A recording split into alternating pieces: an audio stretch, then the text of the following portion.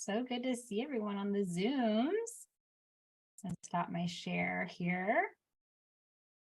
Welcome, welcome. Hopefully you're in the right spot. This is the virtual information session for the California Art Council Individual Artist Fellowships Program for Los Angeles County, administered by us, Los Angeles Performance Practice. And yes, that is a mouthful. So hopefully you're in the right spot here.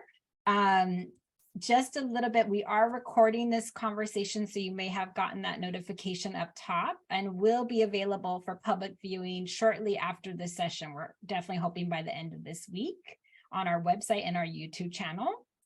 We also have an ASL interpreter with us today, thank you, and live transcription available for you through CART services. Just click on that bottom ribbon next to the CC button, and you click show subtitles, and a live transcription will appear on your screen there. And Claudia will also support by putting this in the chat in case folks have that need. My name is Patricia Garza, I'm the Director of Programs for Los Angeles Performance Practice. I prefer they, them pronouns. And for those who need audio description support, I'm a brown-skinned Latinx human with very faded red hair, big owl-like glasses, and today I'm wearing a blue shirt and I'm in front of a big blue wall with lots of books. I'm joined by LAPP staff member that I want to acknowledge, Programs Associate Claudia Diaz, who is working very closely with me on this program. So you'll see Claudia in the chat, and maybe she can give you a wave and you can find her. I do want to take a moment to acknowledge the ground of which we stand by acknowledging the Indigenous peoples as the traditional stewards of this land. Let me just share my screen here.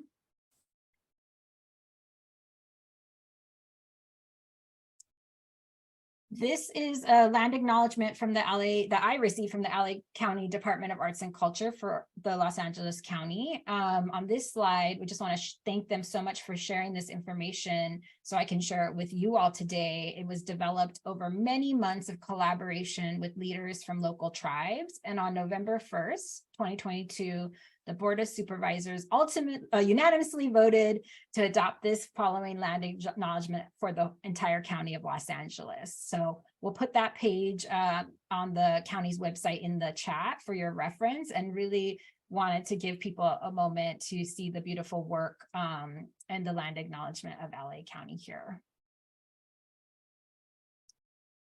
We do also want to know who's in the space today. So we're going to ask if folks can please put in the chat your name, your pronoun, what discipline you're practicing. And I know it could be, it's complicated.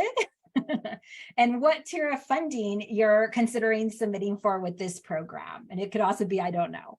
So Claudia will put those prompts in the chat for us, but name, pronoun, discipline, and what tier of funding you're seeking support for in this program. And this is just a chance for everybody to kind of get a sense of who's in the room with us today. And while folks do that, I want to give a little overview of who we are at Los Angeles Performance Practice, in case you're new to us. So Los Angeles Performance Practice is a nonprofit organization devoted to the production and presentation of contemporary performance.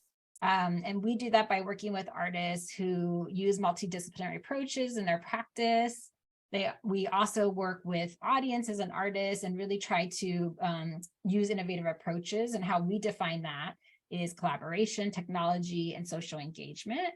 We're based here in Los Angeles, but we have projects that go nationally and globally, and we're really excited to work at that scale. And we also do this through partnerships with different collaborative producing companies, different curators, designers, again, audiences, patrons, all in service of really relevant topics of today. So really excited that this particular opportunity, I'm just so honored to be working across disciplines, because I hope you know this is open to all disciplines, and create community with new colleagues that I haven't met yet, or deepen relationships with those who we do know. And Claudia will put our email in the chat, or not our email, our website in the chat, so you can get to know us if you're curious to learn more.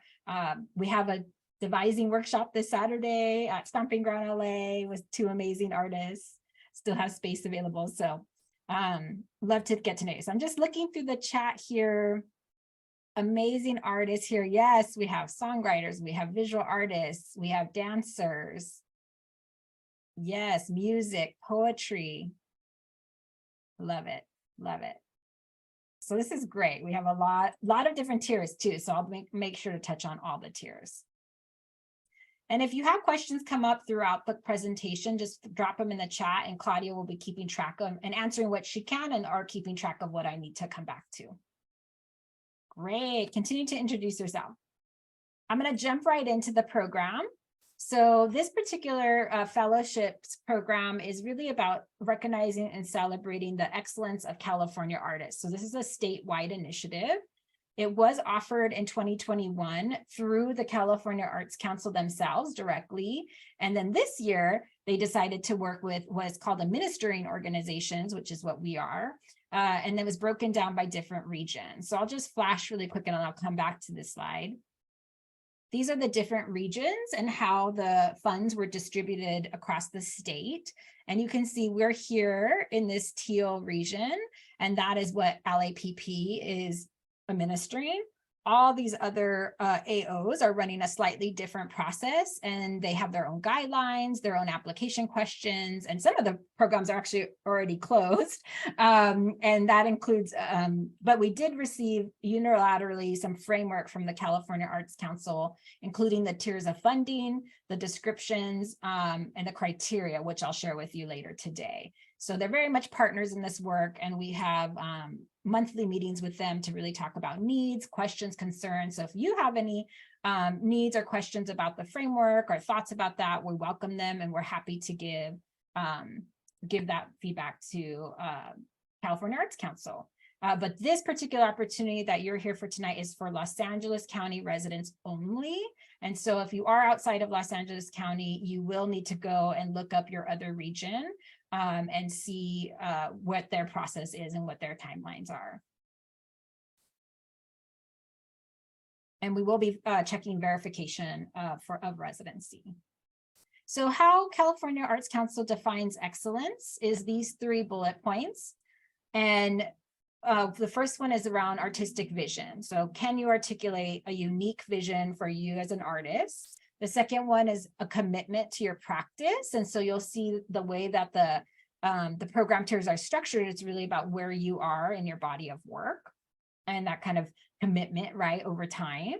And then an engagement and impact on a larger cultural ecosystem. So again, an artist that is really aware of how their work is aware and also actively engaging with how their work is in conversation and dialogue with their larger community. So we're not, art for art's sake. It's really about, how are you engaging in a community impact and positive social impact, which we'll get into when we look at the questions and the criteria. So this program is organized by, again, key moments in the career, which we're going to look at the tiers next. And it's unrestricted funding. So this is not a project-based grant. So I know some people had questions around that. So this is not proposal-based. This is really about you as an individual artist and your body of work. So looking at the tiers, these tiers, I know it's challenging to decide what tier to apply to, but you are only allowed to apply to 1 tier. So I know that also is a question that we get a lot. So you do have to decide, sit with it, decide how you want to proceed. These tiers are not designated by age. So I know if you apply to the 2021 California Arts Council fellowships, they had kind of years of work or practice that has now been removed. And so this is really about where you feel most resonates with your body of work and where you can make the best case making in terms of the evidence where you are in your practice in this moment when you're submitting. So going over the tiers, so an emerging artist is really at the beginning of their career. They perhaps have had a few showings publicly and have engaged in larger community practice, but pretty early on. So maybe a handful of experiences. And folks here, looking at what we have here in the framework really have not developed an ongoing support for their work yet. They're still getting going. They're still making audiences. They're still, perhaps, fundraising is new to them, or getting resource for their work is very new to them. So an example of this could be, a poet who presented their work publicly a handful of times at different showcases around town, maybe has a few poems in national publications, but really has a day job, hasn't really gone after resource for their work. Their work hasn't scaled up in any big way or capacity. It's really an emerging area here.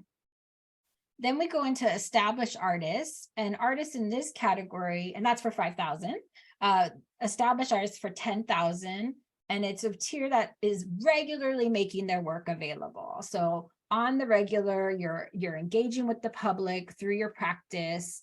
You are engaging the larger community in your practice, and you can give many examples, multiple examples of how your work has made social impact, positive social impact. And so when we look at the questions, we've been getting this question like, which tier should I go for? And what I recommend is looking at the questions we present, because each tier has their own questions, and seeing which tier I feel most comfortable and able to provide evidence and case making for, that would really make a strong proposal. So we'll look at those questions together. But an example in this category could be a playwright who has had their play produced at multiple venues, either locally or nationally, can point to how their play and their practice of playwriting has really engaged in a larger community dialogue, and has really, maybe versed a really impactful exchange. They can tell a story about it. They can really name names and tell that story. So that's kind of an established artist. Then we go into the legacy artist tier, which is 50,000. And an artist in this tier, we're talking about a significant body of work. So a really, a substantial body of work that has really taken time to simmer. And again, this isn't necessarily age related. It could just be that you have a practice that's been going on and you've really been working it. You've really been working it. So really engaging communities at a high level and made really significant social impact.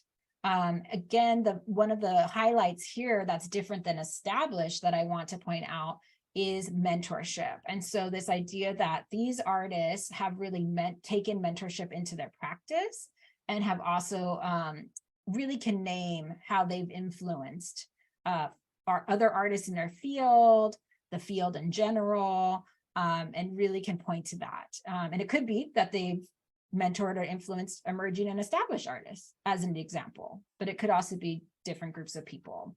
So an example I'll provide is that a legacy artist could be a culture bearer whose entire body of work is really focused on healing modalities, through a culturally specific lens or tradition. And they have a very deep and large swath of work to point to that's deeply impacted and rooted in their communities. And say the mentorship component for them is that they've worked alongside young people in their community, teaching and passing along this particular healing tradition. So that's an example of like a legacy artist. So each tier is going to be fully funded at its tier. There's no partial funding here. We are going to issue, and I will get into this with the financial transparency in a minute, but we are going to issue $660,000 of awards here in LA County across the different tiers of funding. There will be a minimum of 3 fellows awarded per tier. That's the requirement for all administrating organizations, but we will not put caps on the tiers. We're going to see the number of awards in each tier and look at the different scoring per tier, and based on the number of applications received and scores and comments from the panel in alignment with the review criteria and different considerations, we will then fund the different tiers. So we do not have an answer if you're saying, well, how many emerging artists, how many legacy? We have to do 3 per tier as a requirement, but we obviously will do much more, but we are not putting caps on the tier until we know kind of what the full puzzle picture looks like. So some eligibility, and all of this I should say is on our guidelines as well. The eligibility, folks need to be 18 or years old when they press submit on submittable. And again, we already said this, but must primarily reside in Los Angeles County. So if you are with another county, please look up that AO process. And recipients of the 2021 award are not eligible. And because this is state funds, we are needing a social security number or a TIN number to process payment. So a practice that we have, we practice financial transparency here at Los Angeles Performance Practice with all of our programs. So we want to be fully transparent about where the funding is going and what is the funding. And so we actually received an award for $825,000 total from the California Arts Council. And there was an allotment of 20% of that was able to be allocated towards administrative cost. And I listed here all of the different ways that 20% is being expensed, including staff costs like myself and Claudia, software for you all to have ease to apply to the program easily and have the panelists review it easily, promotion, getting the word out about the opportunity, accessibility and translation services like our interpreter tonight, our CART services tonight. And that 20% includes program-specific requirements from the California Arts Council. So once the fellows are awarded, we all get into different professional development opportunities, which I'll talk about towards the end of the presentation. But it could include gatherings of artists, and then we finally also will be releasing a digital publication of the fellows as well. So that's $660,000 for awards. So different regions are approaching this differently. So again, you may have seen another process where they did set caps at the various tiers, but we just didn't want to limit that from the get-go until we kind of saw where the interests were. The timeline for our process, so really important. So applications are open. I hope you all have gone out there and done it. The deadline for the application is June 2nd, so we have some time. We decided to do this pretty early so folks can have some time to sit with it. At 11:59, so midnight, right? 11:59. Our panel will then go into review for 2 months, and then we notify in late July. The fellowship period, which again we'll get into a little bit later, is a 12-month fellowship. Again, I had some questions pop up earlier around, do I have to be physically in LA for that full 12 months? No. All of these opportunities and co-learning fellowships are all optional for the artists that are awarded. And if you're not here, we'll do our best to accommodate scheduling around all the fellows, but it will be a big pool. So if you're not available or you have projects out of town, totally fine. Do not let that deter you from submitting. Also, I just want to share a little bit about our outreach and promotion just in case you have questions around how did we get the word out about this. So we're implementing several strategies to ensure that we're working outside of typical partners and really reaching the breadth of the community in the county for our efforts. So we worked with over 20 community partners before you all even saw the guidelines and questions. We had listening sessions and feedback sessions with over 20 local organizations who previewed our questions and guidelines and outreach plan and really helped shape the program. So thank you. Really appreciate that input. We really streamlined the application based on their feedback. We're hosting tons of information sessions like tonight. We also have in-person sessions as well. We have 3 more of those. We're trying to hit every single Board of Supervisor district in person as well as virtual. And we also are hosting office hours, which are kind of open, calls for anybody who has questions about their application. And I have special topics like technical assistance topics that frame each office hour. So we already did an artist statement one. We did not record and we will not record office hours. Those are for people to come with their personal questions. And so we'd want to make that a real comfortable space for people to ask those questions. But we do have slides from those office hours. And then the next office hour is coming up about work samples. And then the final office hour will be about a couple of people from the 2021 pool, just so you could hear a little bit more about how this award worked for them and their practice, and maybe ask them some questions. So those are the office hours. Maybe Claudia, you can find or just put our website link again for the CACIAF. And if you scroll down, there's all our in-person office hours and our in-person information sessions, including on Monday, we have an information session in Spanish. Then we've done some major digital marketing with newsletters, promotion, e-blast, hard mailing. We've done it all. We also practice language justice. And so for us, it was really important to honor the communities here in LA County as best as we could. And so we did translate our guidelines into Spanish and Chinese. Chinese and English are available now. We hope to get the Spanish up by Monday at the very latest. And for accessibility, we also have revamped our website a little bit. We have some readability tools on our website that you can press and get a couple more different features. We also have a translation service on our website now if you need our main page in a different language. And we are working with ASL interpreters and CART services for these bigger info sessions. And we're also happy to provide any materials printed. If that's something that would be useful to you to have the guidelines printed, we can mail those to you. So just let Claudia know in the chat. All right, moving on to the application. So hopefully you've gotten a sneak peek.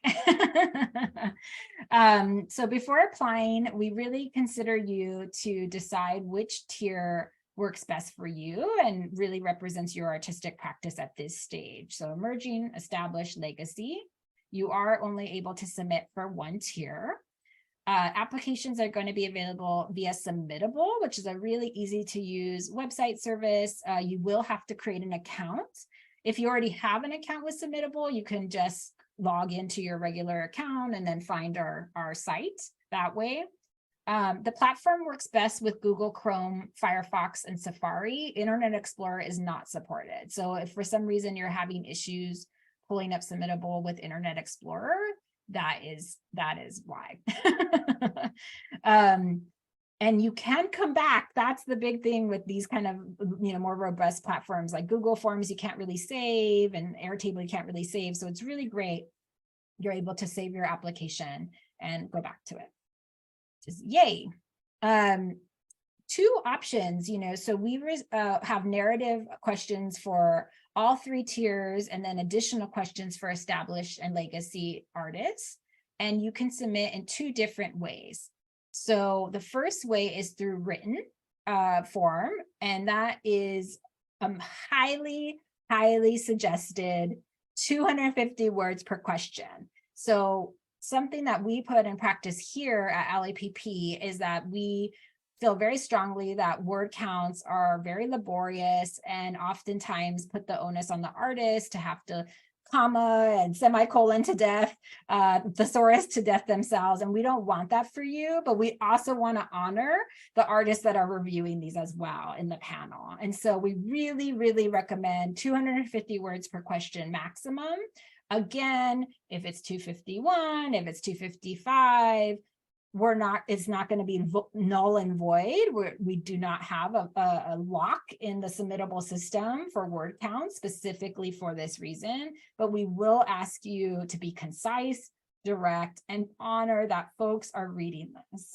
Folks are reading your proposals. So please do not just copy and paste your whole website and put it into the narrative. We want to make sure you're addressing the questions clearly and concisely. We also heard that folks may want a different option than writing, and so we are giving you the option to do audio recording only. So not video, audio recording. So each response is suggested to be a maximum of 2 minutes, and I did time myself several different ways, and it was around 2 minutes. So please do not appear in the recording. Please use voice recordings, and again, simple, concise, direct. I always recommend, even if you're doing audio, to perhaps just write out some bullet points for yourself so you kind of know where you're going and that there's no for both for written and audio, there's no expectation that longer responses are higher quality. So we just want to say that there's no expectation to receive lengthy responses. We want you to be concise. You will need to decide how you want to do the responses. You can only do written or audio for all your responses. We cannot switch it up midstream. It's the way the application is built out. So you cannot submit a combination. It's written or audio. And we hope that's helpful to folks. We hope that, by eliminating word counts, but putting a highly suggested word count, by giving you an audio platform, it just helps create a little bit of access for you all. So we're going to get into the questions. So first we start with an artist statement. And so again, if you've never written an artist statement, don't worry, we kind of give a little roadmap here in the question itself. And so this is really about your mission as an artist. So again, within that statement, we would love to hear a brief description of your work. So what is it exactly? What medium are you practicing? Why you make this work? What inspires you about this work? Why are you drawn to it? And then what community are you creating for and or with? And so there's been a lot of question around this word community, and we are really hoping that you will define that for yourself. And so we cannot be prescriptive to say, this is the community you need to be serving. You all have a practice, and especially in the established and legacy artists that you've been working with and for. And so hopefully you have a little bit of a clarity around how you would define that. And that's what this question's for, is really for you to kind of riff and let us know, what is the work you're making? Why is this work important to you? And how is that work, created within this particular community that you're going to be defining within your artist statement here? So kind of three major bullet points there to cover in your artist statement. Then we go into about your work. And again, this is for all three tiers. All three tiers need to answer these questions. And this is just another chance for you to expand on that artist statement with a little bit more information, right? So a little bit more about your career. Tell us, we don't want a biography. We don't want a copy paste biography. We don't want your resume. We'll have your resume in another section. So we want to hear, maybe who are your major influences? How have those influences really impacted your practice? What's your style? How do you approach a work? How does that style really, shape your artistic perspective? And, which ways are you exploring innovation through your practice? Are you pushing the form? Are you working with community in a certain way? How are you looking at your practice in a way that is creative, innovative, keeping it fresh? So this is a chance to really be descriptive, and we really encourage using one concrete example of your own work here. So recent would be great, just because I think it puts it in context to today. And you really can just talk about, well, this project I had, this is how it was, how it worked, and this is how it was really, enhancing my style, and this is how folks can engage with my practice. So a concrete example, terrific. Then we go into goals. So what goals have you set for yourself as an artist when you're thinking about your work? What kind of public impact? So this goes back to that description from way in the beginning here in terms of how excellence is defined by the California Arts Council. So how they're defining it is that the work is in conversation and has positive social impact on the community you're serving. So again, you're going to define that community in the first question.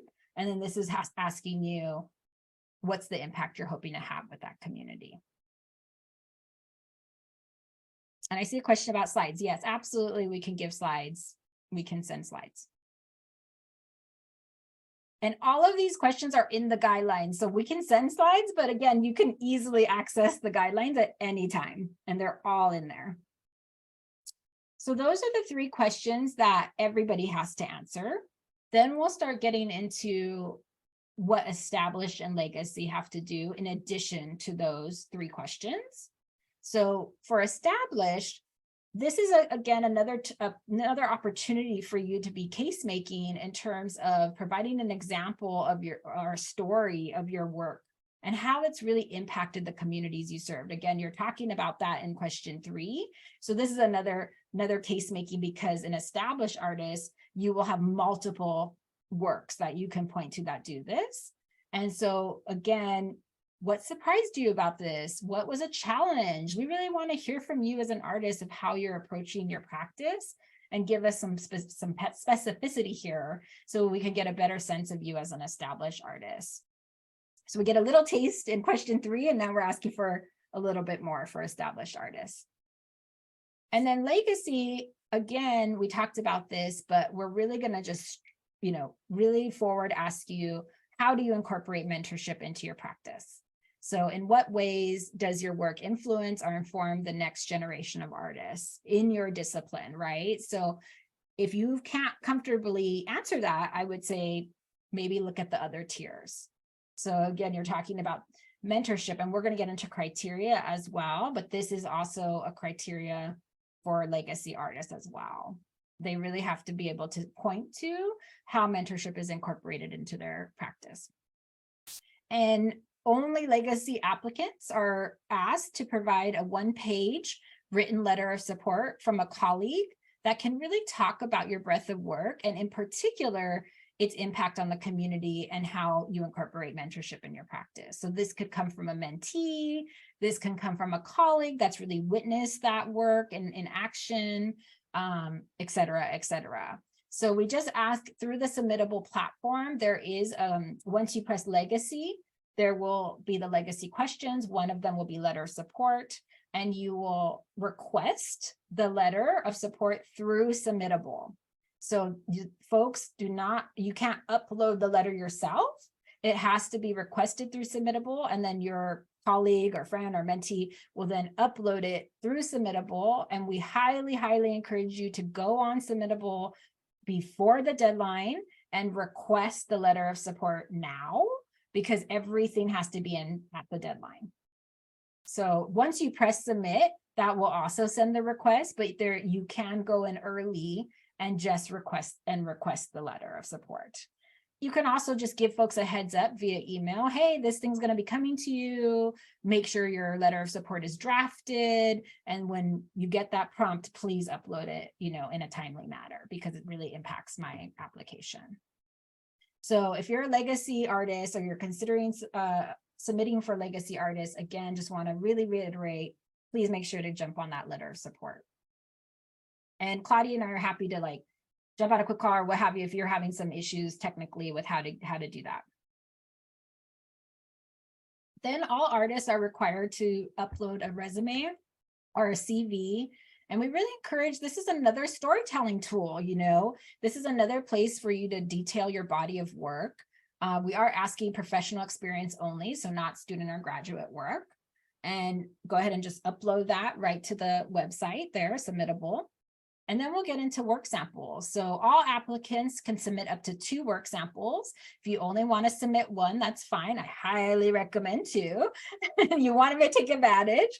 So 2 work samples that best support. Again, this is case making. So I've talked about maybe I'm doing the audio choice, and I've talked about my work. I'm saying how wonderful it is, how impactful it is. Now this is the chance for the panelists to just get a taste and to see that evidence in a work sample, because they don't know your work. And so we want to make sure that they are engaging with your practice in a form of a sample. We are asking for no promotional videos, and we've gotten a lot of questions around this. And so what we mean by promotional is highly edited marketing tools. So something like a trailer, something with text in front of it and all these things, so we cannot engage with the art form in a way that is clear. We understand that certain professions have reels, and those are considered promotional, but they really showcase your artistic practice. So reels are totally fine. We're just trying to avoid things that actually we cannot engage with, because it's so spliced up, or it has so many overlays that we're not really sure what we're looking at. And it's not really demonstrating your artistic practice. So each work sample should follow these guidelines here, these parameters. And we've gotten this question a lot. Can I do a combo of of each of these. Yeah, so if work sample 1, for example, is a play, just throwing it out there, is a 10-page sample of a play, then work sample 2 can be a 5-minute video, as an example. If you want to do clips, so say you want to do 2 clips, so one clip is 2 minutes and one clip is 1 minute, and you want that to be work sample 1, that is also fine. I highly recommend you put that into one video and upload one video link. If you physically cannot do that, we understand sometimes it's hard to get editing done, then you can upload them as separate clips. But again, one work sample of media should be no more than 5 minutes in length. And again, this is because panelists are reviewing lots of applications. And so we're just trying to give them a sense of your work, enough that they can engage with it and get a pretty good idea of, okay, great, with the narrative, now I'm seeing some evidence in the work samples. Just to give folks an idea, last year, LA County alone received 1,000 applications. And so it's a lot of applications to review. And so we just want to be cognizant that that's why we're not doing 30-minute samples, right? Because we want to honor people's time, and we also really can get a good sense of people's work with the samples.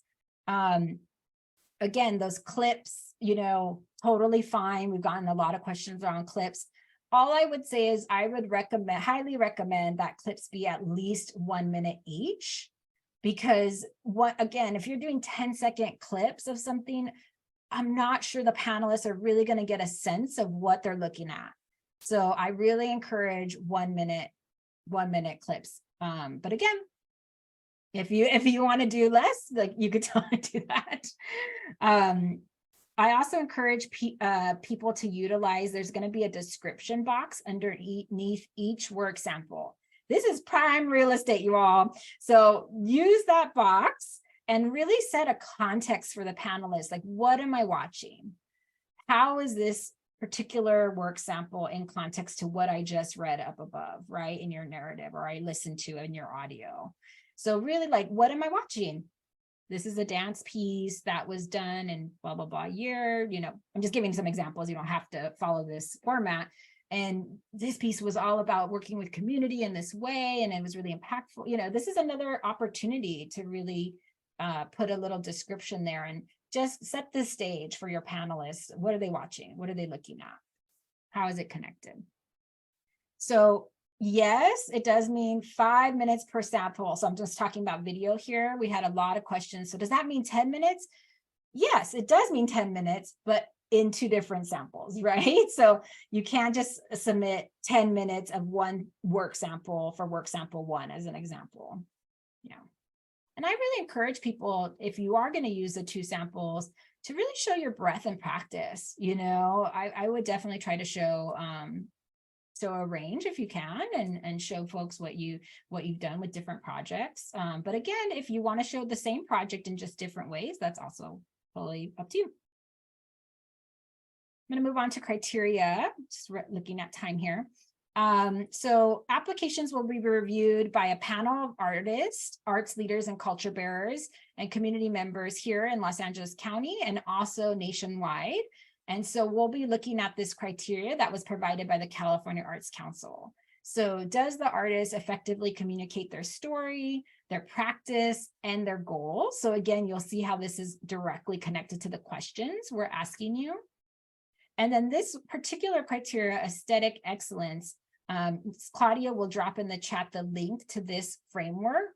This framework is called Attributes of Excellence in Arts for Change. So this was a framework developed by Americans for the Arts, and this is what the panelists will be reading in prep to review the different proposals around these different criteria points. So again, all these words: commitment, communal meaning, risk-taking, stickiness. What does that mean?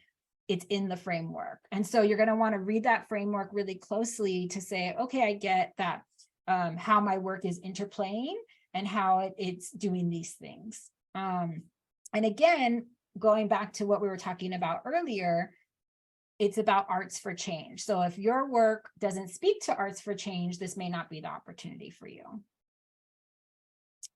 So highly recommend check out that framework.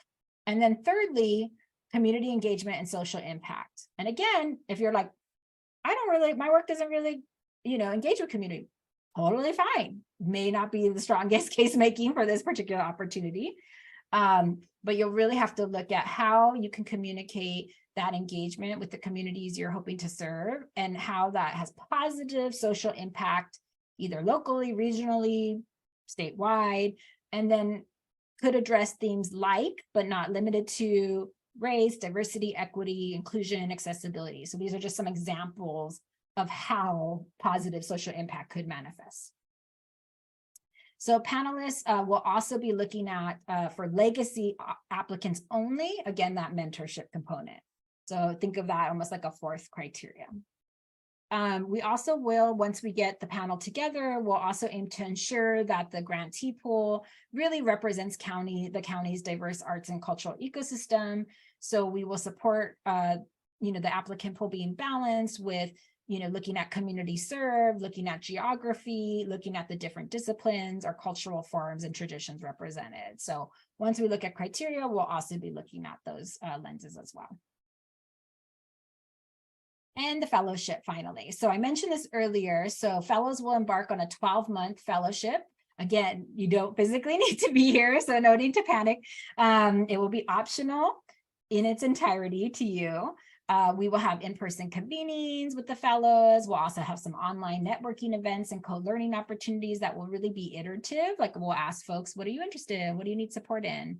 And then the reporting for that is really going to be super simple. We're going to do an initial survey that just asks you kind of where you are, get some feedback from you, and then we're going to do a final debrief survey at the end of the fellowship that can be done written or by attending a Zoom wrap-up call that we'll transcribe. So we're trying to make this super, super simple. It's really about getting money in your hands, supporting you. And then we'll also be featuring the fellow on a number of different platforms. We want people to know about your work, the great work you're doing. So we hope that you will coordinate with us and send us things that we need to feature you. Before we move on to, I do, and I know we have a lot of questions in the chat, I do want to highlight a few additional individual artist opportunities. And Claudia, maybe you can dig up the link on our website to those. They have very soon deadlines, so I hope this is not new news to anybody. It's just a reminder. So the LA County Performing Arts Recovery Grant is open to artists, producers, and small to mid-sized organizations in the performing arts. So that's for performance. And that's administered through the Center for Cultural Innovation and is due on May 10th at noon. So that's very, very soon. That's next week. If you're interested and you're in performance, take a look at that. And then the California Creative Corps Fellowship is also funded by California Arts Council and has two offerings, one administered through community partners and one through Arts Council of Long Beach.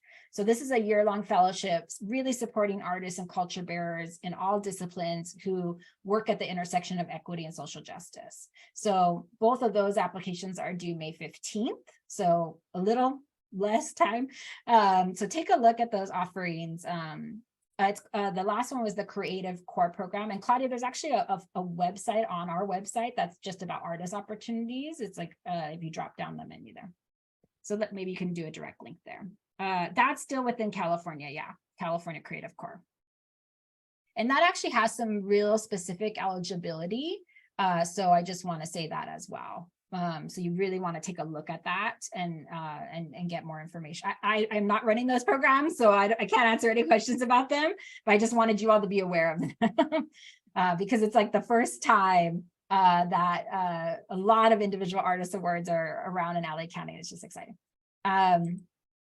Also, we'll get to as many questions as we can, but Claudia will also drop into the chat the FAQ page. And so we have an FAQ page that we actually just updated this morning, and we'll be continuing to update that if we see a question pop up over and over. So you could always check that. And I also forgot to say this, and this is our website and our email, fellowships@performance practice. So you can always email us there if you have specific questions. I forgot to say this, but the award will be paid out in a lump sum unless you want LAPP to work with you on different allocations. So just so you know that is how we intend to pay out the award, but we understand folks have subsidy issues and different tax implications. And so LAPP cannot act as fiscal receiver, but we can definitely work with you on calendaring out the award. Forgot to say them. All right, we did it. So we have time for Q&A. So Claudia, maybe you can be host here and go back and read me some. I'm looking to. I'll put on my radio voice. Okay. Okay. All right, let's see. Give me a few seconds. Okay, so I believe Ashley asked, can you do a work sample of the script and the second work sample be the execution of the script? Yes, absolutely. Absolutely. So you would do 10 pages if it's a script for work sample 1 as an example, and then 5 minutes total of a video for work sample 2. Thank you. Absolutely. If you are applying for a Creative California Core grant, can you apply for this grant as well? Yes, absolutely. You can apply. I did have a question out. I don't know if folks came to the larger LA County webinar. As far as we knew, there was no conflict with these 2 programs. I just wanted to check that with California Arts Council. So I still cannot say definitively like 120% that you can get both. But as of right now, that is my understanding that you can receive both individual artist fellowship and creative core. If that changes, we will definitely put that on the FAQ and make that known. But as of right now, they're saying they're like 99% sure that's okay. The creative core, again, I don't want to get too into that because it's not my program. You can only get awarded 1. So either through community partners or Arts Council of Long Beach. And then another question was, is there funding for artist groups? And if so, where could they find the link for that? For this particular program, this is for a sole individual. And so even if you've worked within a group context, you still would apply as an individual artist and the funding would go to an individual artist, but you could always talk about the breadth of work that you're doing in a group setting or community. I'm not sure off the top of my head, where the additional funding is for organizations or for ensembles. If you're in performing arts, you can definitely submit to the LA County Performing Arts Recovery Fund as a group or as an organization. That is open to both individual artists and groups. But yeah, I mean, if you email us, I can maybe take some time and do some thinking around that. It also depends if you're a nonprofit or if you're using a fiscal receiver, what's available to you as a group or as a collective. And then we just had some general questions because some folks arrived a little bit late. Okay. They're asking, can I get this recording to watch the earlier part of the webinar? Yes, we will be putting this recording on our website and our YouTube soon, like the end of this week. Yeah. Somebody else asked, curious, if I have a video element to an installation, could a video work sample show some of the video from the installation along with some images of the installation added to the video? Yeah, I mean, yes, absolutely. I mean, I would say really honoring the parameters there. So again, if you're maybe going to do a 2-minute video with 5 images, and kind of split the baby that way, you can do that. We didn't want to do every iteration of work sample, possible. But it would not be okay for you to do 5-minute video and 10 images in one work sample. That's over the max. So just be, thoughtful. Again, these are human beings reviewing these things in the panel, and we want to be respectful of their time. And so if you want to shake it up that way, you can. I totally think you'll respect the feel of it, right? But yes, well, I would say you can definitely do that. Again, just make sure nothing's more than 5 minutes, nothing's more than 10 images, etc. Yeah. I thought I saw some really early questions and you said we'll address them later, Claudia. Let me scroll back up. Yeah. I'm just looking at the chat. So is the application available now? Yes, it's been open. So it is open and available. So please go to our website, read the guidelines, create a submittable account. Can you make a 5-minute video or audio that is a compilation of different works? Yes, so I did go over this. Clips or edits are fine. We are asking folks to be conscious of recommending 1 minute per clip at a minimum. Again, we don't want things to be too jumpy. We don't want things to like be totally out of context. That's why we're moving away from promotional video or what we call trailers or anything that has like a lot going on that really isn't letting folks showcase yourself. So that's the idea, you know, work samples, and we'll talk about this in the office hour, is really a chance for you to demonstrate, you know, to the panel, this is my artistic practice in action. And so if they're just getting like hot takes, you know, they're not really going to be able to engage with anything. And so I really want to encourage folks to be really mindful of trying not to shove so much into one sample and really get people breathe into your practice and get a sense of it. That's what I would really encourage. But again, you have to do what you feel is best and what best represents you, but that would be my recommendation.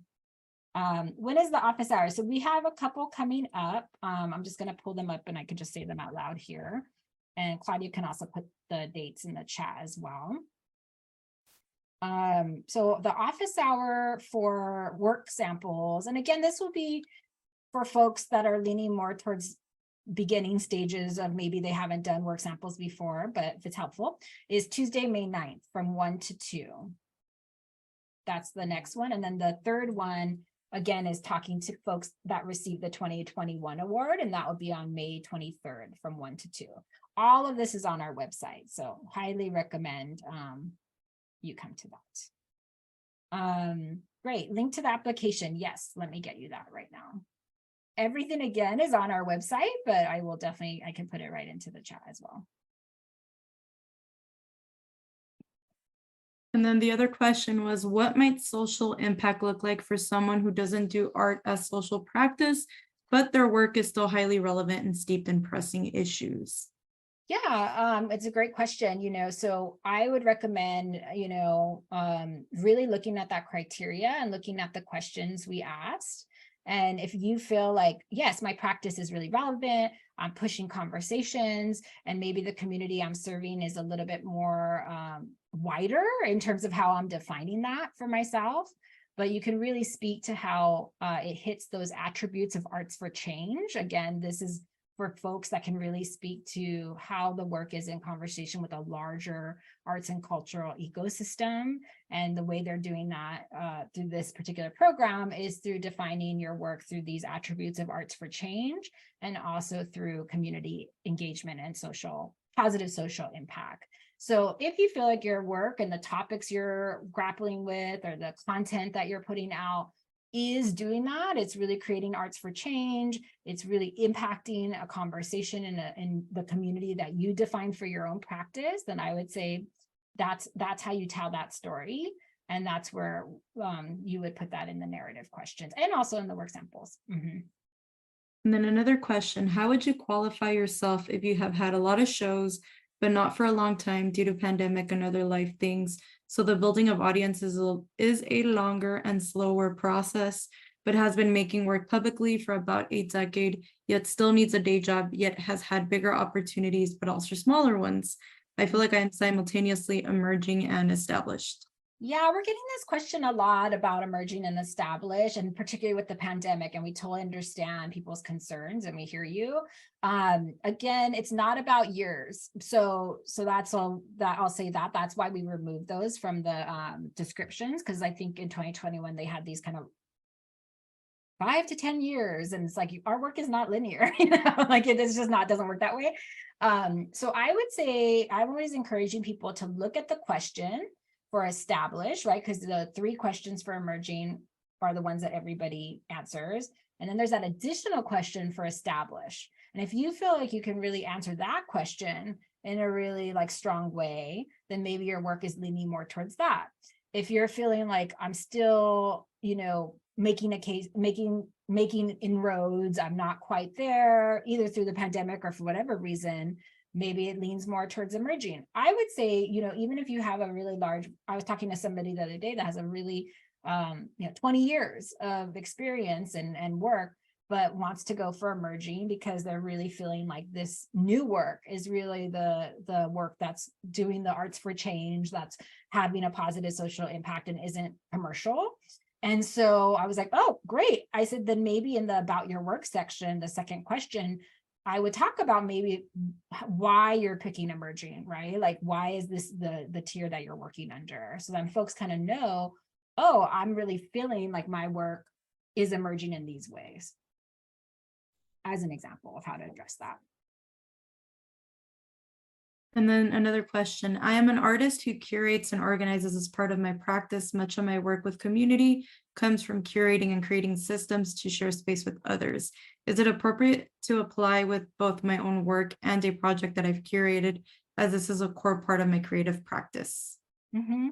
Yeah, I mean, I would say in terms of your narrative, we want to know about you. We want to know about your practice. So that would be like your curatorial practice, your approach, how you're engaging those artists, right, through that curatorial practice. And I like, for example, if you're speaking to like work samples, I was like, oh, this is kind of like the festival that I've curated or put together. That would make evidence case making for what you shared in the narrative.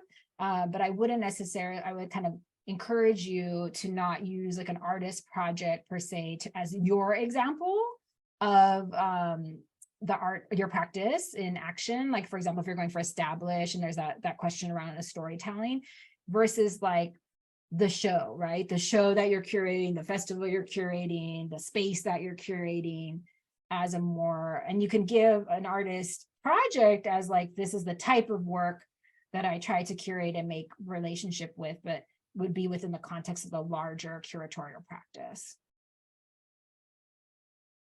If the work is commercial, i.e. has broad appeal, would that mean it's not a good fit for this? Or can something be commercial and also say something?